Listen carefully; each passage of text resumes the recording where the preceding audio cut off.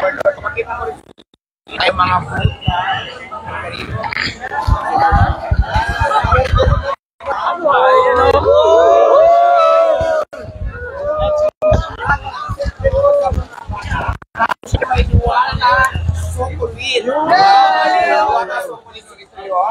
pwede sa mga bata. Tapos siyempre meron din tayo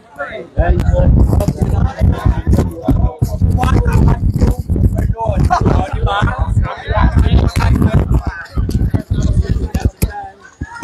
Meron din tayong Diwata Family Chicken. So,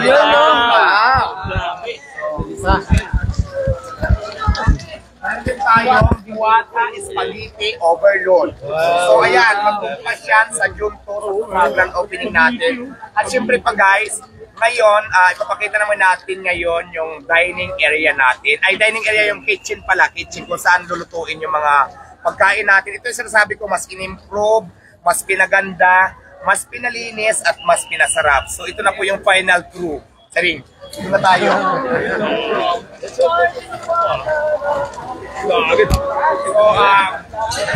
asan na yung aking cameraman? Ayan, handahan lang sa pagpasok, baka magtangayan yung ano. Pakita ko lang sa inyo yung mga gamit natin. So ngayon, nag-prepare kami para naman sa mga bisita. So meron kaming hunda na catering muna kasi di ba hindi pa naman tayo magbukas. So may mga menu din dito na pares tulad na siniserve natin sa Pasay. Pero hindi pa masyadong marami kasi papatikim lang natin. Gamit natin yung pinaglulutuan, yung kitchen natin. Ito sa public para makita nyo gaano kalinis, gaano ka in-improve ni Diwata Pares. So ayan guys, sa kitchen makikita nyo po meron tayong Diwata.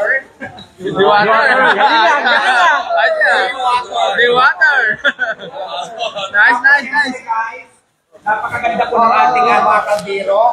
So magtulakan. Siguro yung iba na lang.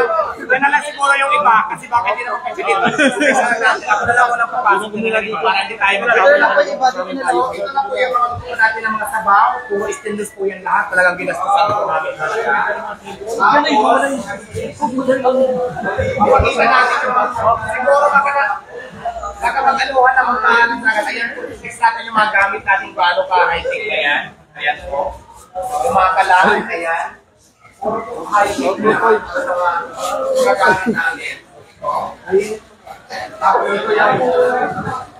Tapos syempre, ito yung fryer din natin matutulad sa Pasay. So magdadagdag pa tayo ng fryer. So doon na lang muna tayo para babalik na tayo doon. Para hindi masyadong magulo. Alright?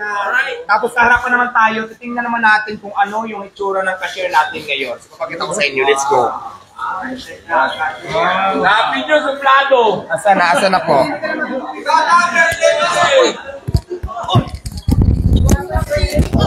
Asa na yung